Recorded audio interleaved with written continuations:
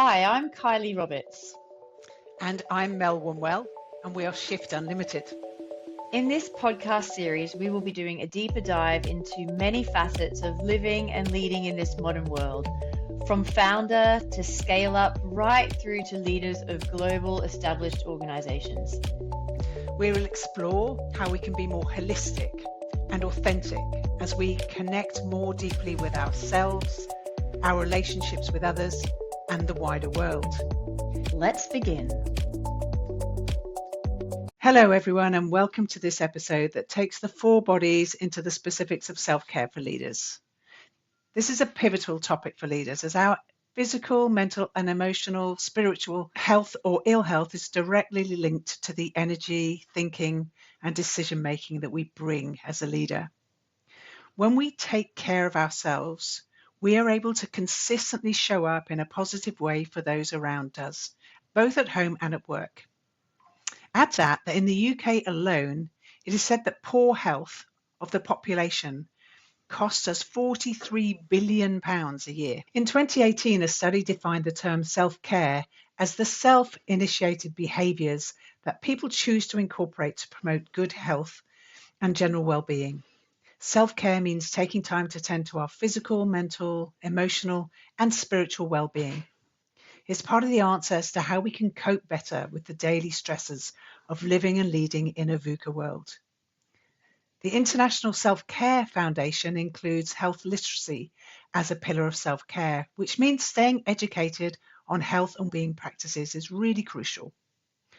In today's episode, we'll explore some health literacy that supports each of our four bodies: physical, mental, emotional, spiritual, and how to stay in balance and stay healthy and well. Let's begin with nutrition. What we eat impacts on all four of our bodies. It impacts our physical body, so our weight, our muscle mass, gut health, inflammation, health and disease. It impacts our mental body. There's so much research around what we eat impacting hippocampal activity and mental health. It impacts our emotional body, hormonal balance, and the energy that we bring to life. It impacts our spiritual body, our ability to regulate our nervous system, our understanding of the deeper meaning of life and interconnectedness of what we cannot see but believe to exist. Research is now vastly available on a scroll through on Instagram, blog posts, and articles in the area of nutrition, health, and well-being. This availability of information is educating the masses in health and well-being and leading more and more people to make conscious, healthy choices to their routines. So that old saying might well be true. We are what we eat. So Kylie and I have studied functional nutrition extensively and gained our accreditation in 2021 as functional nutrition coaches. And we learned from several well-known popular specialists from across the world on many aspects of nutrition. So we would like to share a few facts that you may or may not know. These are from the China study, a book that we highly recommend you read, which is based on one of the largest longitudinal studies of human nutrition ever undertaken. So the research was led by Colin Campbell and was a partnership between Cornell University, Oxford University, and the Chinese Academy of Preventative Medicine. The data was collected from 6,500 adults across several countries across 20 years. They found 8,000 statistically significant associations between lifestyle, diet, and disease. Their overriding recommendation to stay healthy, avoid diseases like diabetes, cancer, and heart disease was to adapt a whole food, majority plant-based diet. So some of their top findings in the China study were that Western health statistics don't look very good. There's an increase, sadly, in heart disease, cancer, diabetes, and obesity across the West. And it positively correlates to changes in our diet from eating mostly fruit and vegetables with some meat and fish to eating much more fast food, ready meals, processed foods, and fatty and red meat. Poor nutrition is more damaging to health than pesticides. Some food is so processed now that it may be high in calories but holds zero nutritional value. So it looks like food, but it's not really food. Another of the findings was that it takes approximately 20 minutes to digest fruit and vegetables, and it can take 3 to 4 hours at least to digest meat and fish. When we're digesting food, most of our body's spare capacity is focused on digestion instead of healing and general maintenance. Another finding is that heart disease can be reversed through good nutrition. And good nutrition in the China study was a diet that was low in meat and dairy, a high whole food, plant-based diet. The Cleveland Clinic treated 18 patients with established coronary disease using a low meat and dairy, high whole food, plant-based diet. And not only did the intervention stop the progress of the disease, but 70% of patients saw an opening of what was previously clogged arteries. Another finding was that carbohydrates aren't always the enemy. Highly processed, refined carbohydrates are the ones that we should avoid, but plant-based foods are full of healthy carbohydrates. Cancer and heart disease aren't the only diseases plants can ward off. The research shows a whole food, plant-based diet protects from diabetes, obesity, autoimmune disease, bone, kidney, eye, and brain diseases. People who are healthy vegans and vegetarians are more likely to weigh 10 to 20 pounds less than their fellow meat eaters, as they have less toxins in their body, even if they consume the same number of calories per day. So it's great to take a regular audit of your nutrition. How is your diet supporting your overall health and longevity? If you allow any of the baddies mentioned just now, including gluten, processed sugar, and alcohol, at what regularity and volume are you consuming these? Hydration is also a really important factor and makes a big impact on our well-being. So how much water we drink on a daily basis. We live in a society and a time where ultra-processed foods are presented as food and drink when they in reality are a mimic for real food and drink, and they offer not a lot that was nutritious. Supermarkets have entire aisles dedicated to soft drinks and ultra-processed drinks. Marketing and advertisers have us believe that these drinks can make us healthy, happy, and socially acceptable and hydrated. Some even claim to have minerals and vitamins that our bodies need. The truth is, though, that nothing hydrates us better than fresh, filtered water, and lots of it. Most adults need 2 to 4 liters of filtered water a day to maintain a base level of hydration. And when Mel and I say filtered water, we're not picturing a single-use plastic purchased bottle of water from a supermarket.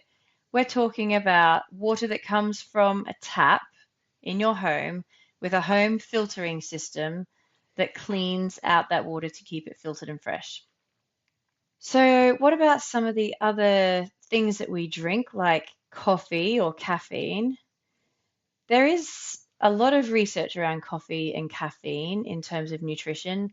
And in our experience, there's a lot of research for and a lot of research against. So the research is divided on this topic.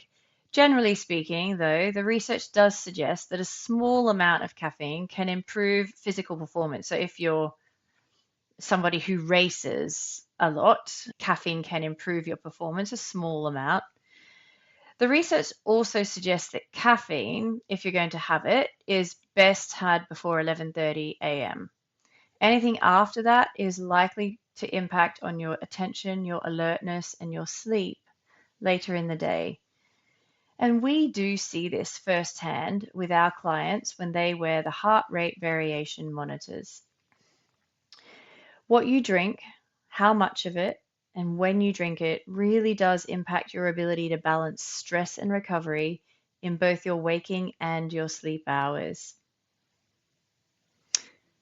So let's take a look at physical movement as well. The Danish twin study established that only about 20% of how long the average person lives is dictated by their genes, while about 80% is influenced by lifestyle and environment. This statistic was brought to life with a deep inquiry done into blue zones, a study in association with National Geographic. The study found that there were 9 consistent lifestyle and environmental themes in each blue zone.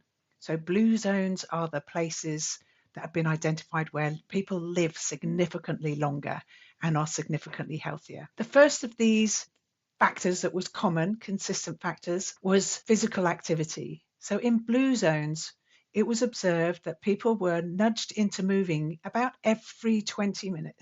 For example, they were gardening, they would be kneading their own bread, they would use hand-operated tools. Their houses were not full of conveniences.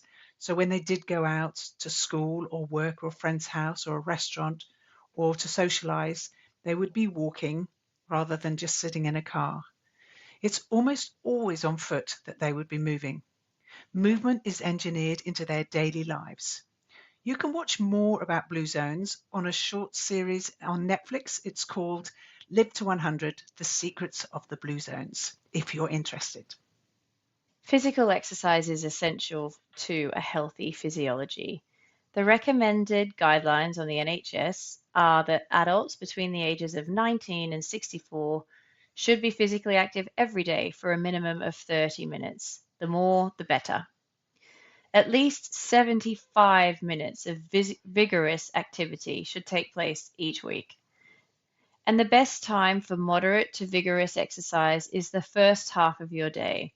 This gets the heart pumping and positively impacts on heart rate variability, preparing the heart for recovery time throughout the day. So cardiovascular activity in the morning to get your heart pumping is critical for adequate recovery and health. A brisk walk, tennis, cycling, hiking, rollerblading, swimming, skipping rope, running, a HIIT activity, dancing, they're all great examples of moderate to vigorous activity. Mel and I like to get our high intensity exercise done in the morning as well. Focusing on the high intensity movement consistently shows up in our clients' heart rate variation reports in a positive way in terms of their balance of stress and recovery. Exercise improves our sleep, it impacts insulin production and circulation, and contributes to keeping chronic inflammation away. Not to mention the link to mental and emotional health through the production of serotonin and other vital hormones for mental and physical health. And finally, let's explore the holy grail of sleep. Sleep, which for some really can feel very elusive. Sleep is the ultimate performance enhancer. Whatever your age, whatever your profession, sleep is it. Sleep is critical for recovery and restoration of the body and the mind. It's our opportunity to rest and recharge. When asked what aspect of his training he considered non-negotiable, Roger Federer answered sleep. And he's not alone in this. Lots of people have publicly announced sleep as a self-care ritual, particularly the areas of athletics and business leaders, and also the Dalai Lama. In our hyperactive, always awake world, sleep remains a vital ingredient for overall health. Whether we get enough sleep and good quality sleep impacts our mental and emotional health, which has a direct impact on how we show up in our organizations and our life more generally. Many of our clients work in global roles, and the nature of the many different time zones means that they start the day very early and finish the day quite late in order to capture the Far East, the Atlantic West, and everything in the middle in terms of time zones. Being intentional and mindful of your own needs when you're in this type of global role is a game changer to your success. You cannot bring your best to your team and your organization if you are burning the candle at both ends.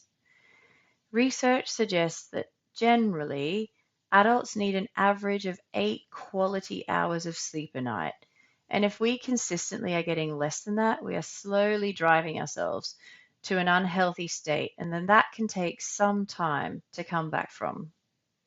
Our ability to manage stress during the day is influenced by the quality and quantity of sleep from the night before. Have you ever noticed that you are grumpy and unreasonable after a bad night's sleep? I certainly have.